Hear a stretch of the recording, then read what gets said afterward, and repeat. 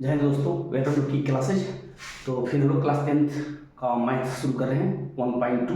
हम लोग 4 नंबर तक पढ़ चुके थे। अपना पहला वीडियो देख लीजिएगा।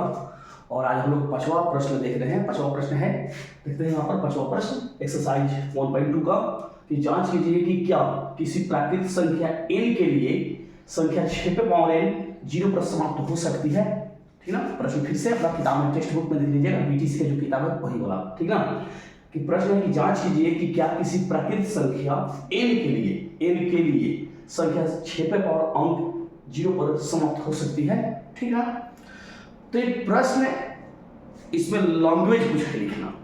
ठीक है। ये प्रश्न में जो बनाना है बनाएंगे हम लोग, इसमें लैंग्वेज है और इसमें थोड़ा सा समझना ये है कि मैं बनाने से पहले कि कोई भी अंक जो शून्य पर समाप्त होगी अंत में, तो आप लोगों का अभाज्य अंक में चीज को बताए थे कि कोई भी अंक जो लास्ट में शून्य रहे और 5 रहे तो 5 से विभाजित होगा। 2 और 5 से, अगर या तो शून्य रहे तो 2 से कट जाएगा, अगर अंत में 5 रहे तो 0 और 5 से तो 5 से कटेगा। ठीक।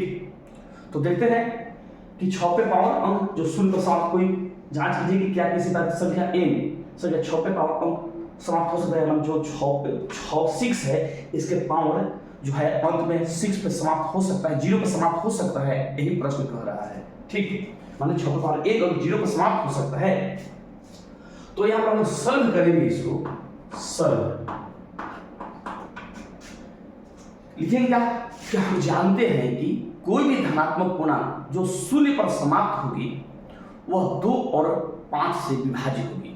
ठीक है। लिखेंगे क्या कि हम जानते हैं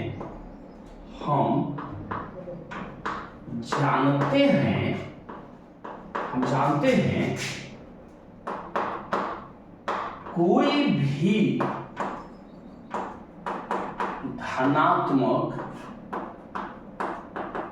पूर्णांक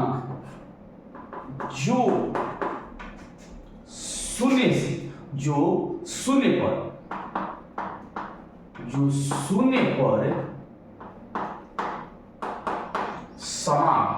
शून्य पर समाप्त होगी वह उसका अभाज्य गुणनखंड लिख सकते हैं। उसका अभाज्य गुणनखंड, उसका ऐसे लिख सकते हैं, उसका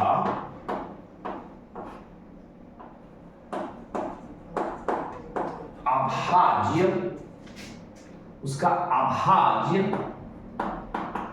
गुणनखंड 2 और 5 होगा। ठीक ना। अर्थात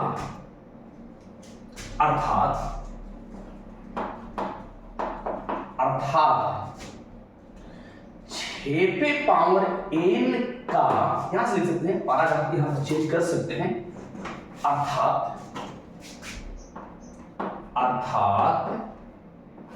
6 पे पावर n का अभाज्य गुणनखंड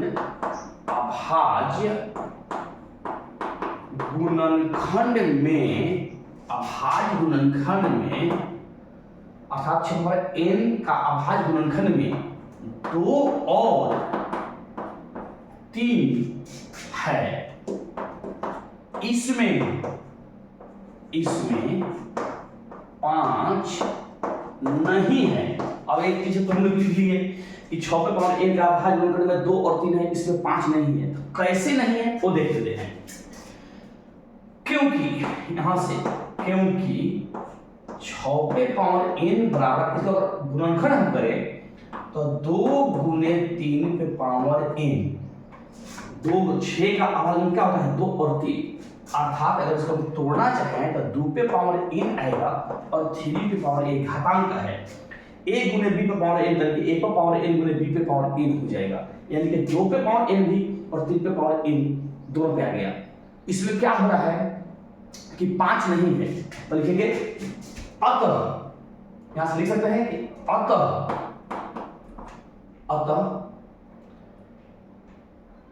6 पे पावर n में अभाज्य गुणनखंड 5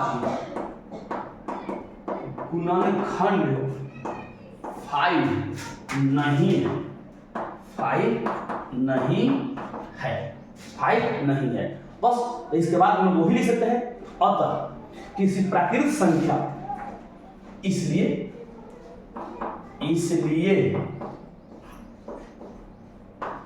किसी प्राकृतिक संख्या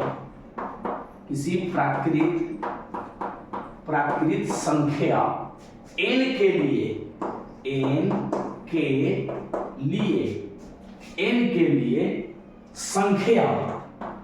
संख्या 6 पे पावर n अंक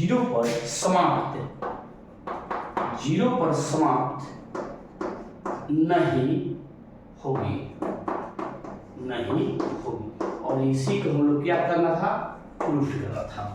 ठीक, तो इसको फिर से एक बार देख लेते हैं कि हम जानते हैं कि प्रश्न क्या था, 6 पे पावर 1 और 0 पर समाप्त हो सकती है, तो 6 पे पावर 1 संख्या वही समाप्त होगी जो 2 और 5 दोनों से कटना चाहिए।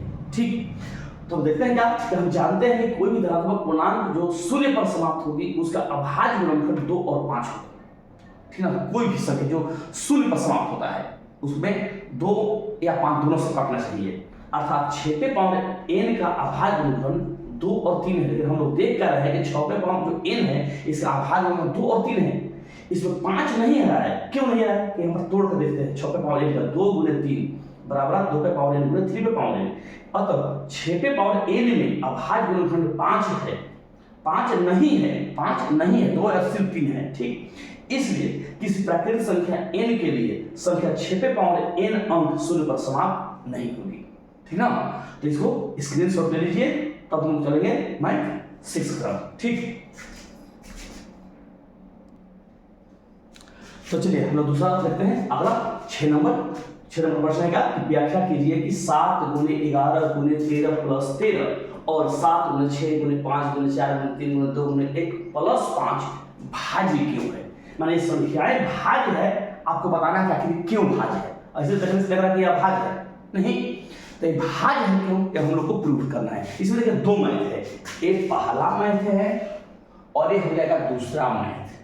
तो इसमें क्या करते हैं, हम लोग सॉल्व जब करेंगे तो इसमें हम लोग नंबर से बांट देते हैं। इसको पहला नंबर इसको ले लेते हैं ना, 7 into 11 13 और प्लस 13। ठीक, तो इसको आपको बताना है कि आखिर भाज्य क्यों है। ठीक, तो बनाने की 2-3 विधियां हैं, ठीक ना, लेकिन हम लोग जो सबसे आसान है वही को बना लेते हैं। ठीक, तो देखिए सबसे पहले देखिए इसमें 2 पार्ट है, 7 गुणे 11 गुणे 13 और यहां से प्लस है ये 13, माने ये अलग पार्ट है और ये तीनों अलग पार्ट है। ठीक है, इसमें क्या करते हैं, कॉमन आराम से निकल जाएगा, तो कॉमन पहले निकाल लेते हैं। ठीक, कॉमन निकालते हैं कितना, 13, क्योंकि दोनों में शामिल है 13, यहाँ भी निकालते हैं, तो क्या बचा कि 7 गुना 11 गुना 1 13 निकाल चुके हैं, आप प्लस क्या यहाँ पर 1 फिर पोस्ट बंद। ठीक, फिर देखते हैं 13 गुना करते हैं 11, 7 गुने 11 गुने 1, तो 11 7 77 आप प्लस 1 यहाँ पोस्ट बंद हो गया। ठीक, चलिए आगे बढ़ते हैं। फिर हम लोग 13 गुना 13 और 77 एक कहा जाएगा 78, 77 एक 78, और इसको हम लोग गुना करके देखते हैं कि कितना ही आ रहा है। तो 78 को 13 में गुना कर लेते हैं, 78 को 13 में गुना करते हैं, 3 8 24 2 हो गया, 17 22 23 हो गया। ठीक, अब 3 8 24 2 के बाद 23, 3 8 हो गया, 7 हो गया, 4 8 3 11 9 1 10 10 14 हो गया, 4 8 3 11 1 9 1 10। ठीक, 10 100 1 14, यानी कि इसको जो हम लोग हल किए हैं, इसको जब हम लोग हल किए हैं, इसको हल जब हम लोग किए हैं तो कितना आ गया, इसको हल किए तो 1014। अब ये हमको देखना है कि 1014 अभाज्य है कि नहीं। तो इसके लिए सबसे आसान क्या तरीका है कि 1014 को हम लोग तोड़ते हैं। 214 को यहीं पर सामने ही तोड़ेंगे, यहीं पर तोड़ते हैं। ठीक, तो 2 से जाएगा। ठीक, तो 2 से क्या, 2 पाँचे 10। ठीक, अब ऐसा मत कर दीजिएगा 2 को 7 14 में मत लेते चले जाइएगा, गलत हो जाएगा। धागा अपना सीखना है हम लोग को, क्योंकि जो 2 अंक उतरेगा, यानी देख लीजिए यहाँ पर सीखना है इस चीज को। ढेर इसमें अक्सर लड़के लोग गलती करते हैं, 2 पाँचे 10, ये तो कट गया। ऐसा नहीं कि एकदम 14 उतार देंगे और 7 ले जाएगा, ऐसा नहीं। एक उतरेगा, छोटा है, भाजक से भाज्य छोटा है, जैसे 0 देंगे और तब एक उतारेंगे और तब 2 7 14, तब कैंसिल कर कितना बढ़ गया 507। ठीक, तो 0 देके 7 और 2 से रह जाएगा, क्या से जाएगा 7 5 12 3 से जाएगा, तो 3 एकम 1 क्या हो जाएगा 2, तो 3 6 18, 2 3 27 और फिर ये क्या से कटेगा 13 से। 13 का वर्ग होता है 169, यानी कि 1014 का जो अभाज्य गुणनखंड है। और इसलिए यहाँ पर लिख देने का बराबर देखे 1014 का कि 2 गुने 3 गुने 13 गुने 13, यानी कि जो 214 है वो 2 से भी कटेगा, 3 से भी कटेगा और 13 से भी कटेगा। यही प्रूव कर रहा था, जो इस संख्या है क्या भाज्य है, इसे लिख सकते हैं। इसलिए 7 गुना 11 गुने 13 प्लस 13 भाज्य संख्या है। भाज्य अपन लिखेंगे संख्या है, और यही हम लोग को प्रूव करना था। ठीक, तो इसमें पहला पार्ट हम लोग भी बना चुके हैं। पहला पार्ट टोटल यहाँ से ये सब है यहाँ तक। अब हम लोग ये दूसरा पार्ट बनाएंगे, तो तक इसको मिटा देना है। ठीक, इसको हम लोग मिटा रहे हैं और हम लोग दूसरा तरफ चलेंगे, तो स्क्रीनशॉट ले लीजिएगा। ठीक, मिट नहीं रहा है, कपड़ा से ठीक से मिटेगा।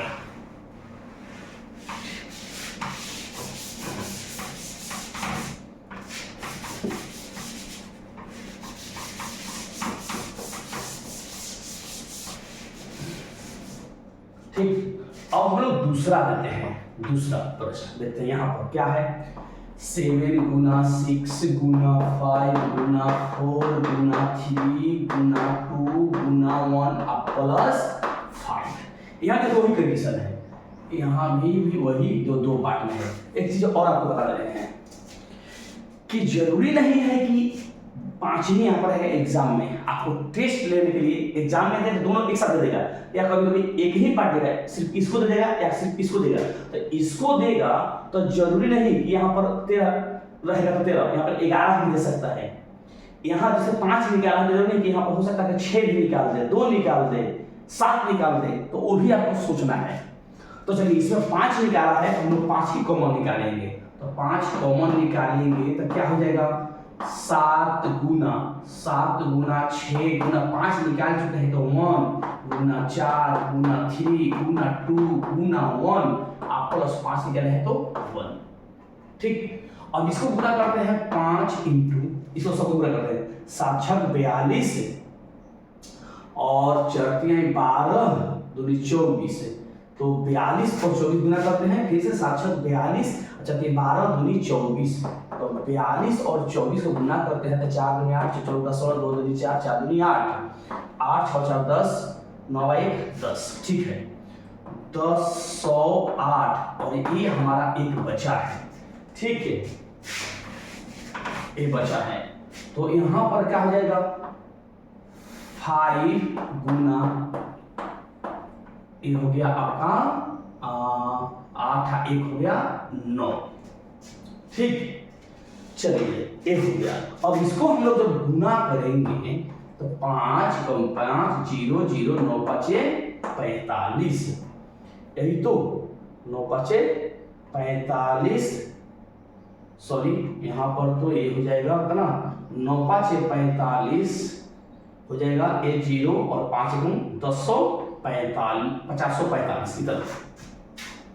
ठीक, 9 5 45 हो गया आपका, 0 हो गया और 5 और 5 कर लिया। ठीक, अब इसको तोड़कर देखते हैं, फिर वही चीज यहाँ पर आपको सामने तोड़ना पड़ेगा। 50 45 को तोड़ना पड़ेगा, क्या से 5 से ही जाएगा, तो उसको समझाने के लिए कहते हैं 1 0 एक हो जाएगा आपकी 0 9 यही यानी कि यहाँ पर लिख सकते हैं कि इसलिए 50 45 बराबर 5 गुना 1009, यानी कि 50 45 जो संख्याएं हैं या तो 5 से भी कटेगा या 1009 से भी कटेगा, इसलिए लिख सकते हैं कि अतः यह भाज्य है। इसको भी लिख सकते हैं कि अतः यह भाज्य, उस संख्याएं तमाम भाज्य है, या ऐसे भी अतः यह भाज्य है, और क्या कर देंगे इसके लिए प्रूफ्ड। ठीक, तो तमाम क्वेश्चन ये दूसरा नंबर का है। ठीक है, तो इसके लिए आप लोग स्क्रीनशॉट ले लीजिएगा और तब हम लोग चलेंगे सेकंड तरफ। ठीक।